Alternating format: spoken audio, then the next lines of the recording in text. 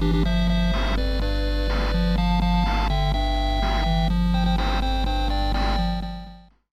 everybody and welcome back to Connect2 Tech.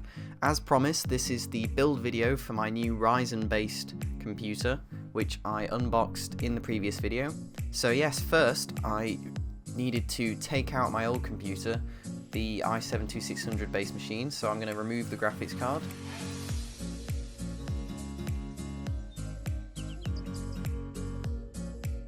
And then I just removed all the cables from the motherboard, the power and the SATA ports.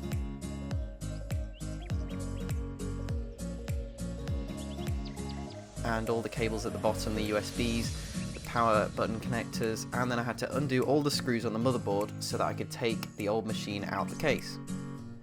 Quite unusual really, because I'm keeping the case and the hard drives and everything else. It's just the main system that I'm actually replacing, the motherboard, the CPU and the RAM, etc. So I can just take the motherboard out like that, all in one piece.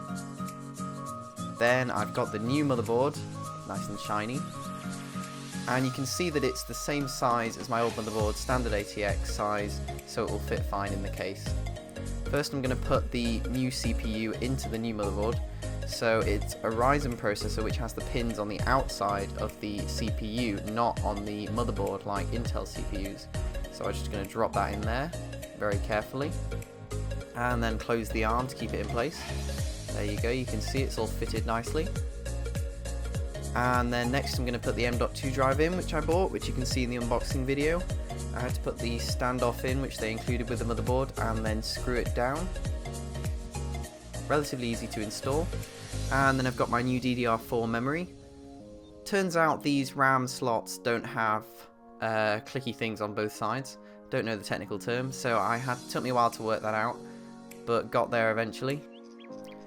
So once I'd installed the RAM, I made sure the CPU was definitely free of dirt or any dust, and then I put the CPU cooler on, which was a little trickier than I expected because the mounting is actually very tight and it's a bit worrying that you don't want to end up damaging the CPU. But eventually I managed to get both sides clipped in, and then I could put the lever across and fit it properly.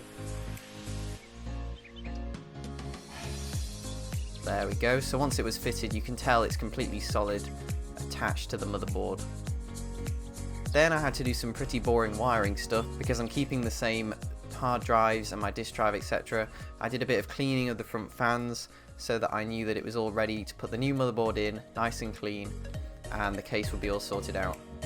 Bit of cable management as well. So now it's all ready for the new motherboard to go in.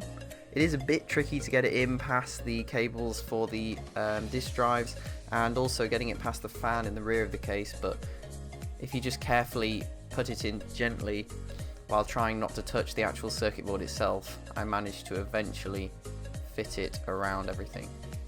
So then I had to screw it down with the same screws that I'd taken out previously. They normally come with the case, not the motherboard. So I screwed it all back in. You can see as well that I've got my anti-static wristband on to avoid any shocks which could accidentally fry the motherboard.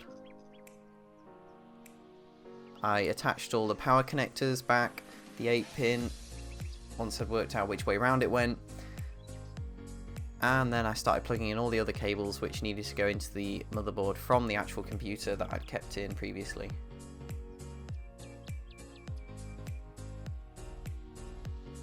It's quite tricky to get the right cables for the front I/O and things, so I did check the manual to make sure that the front audio is definitely in the right place. And then once it was all screwed in and connected, I had to do a bit more cable management for the hard drives, feeding through new SATA cables and sorting out all of that side of it. Not very exciting, so I'll skip past this bit. But we're nearly there.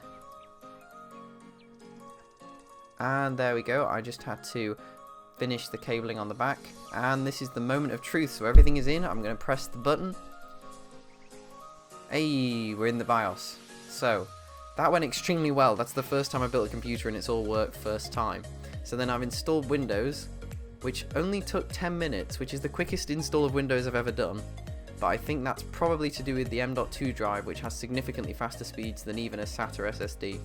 It's roughly, well, it claimed it was 37 times faster than a normal hard drive as well. So there we go, we're already into Windows. I did do a benchmark as well on Cinebench. If you look there, you can see the i7-2600 at the bottom and the new processor right at the top, nearly 4 times the score. So I was extremely pleased with that, and I'm very pleased with the system so far.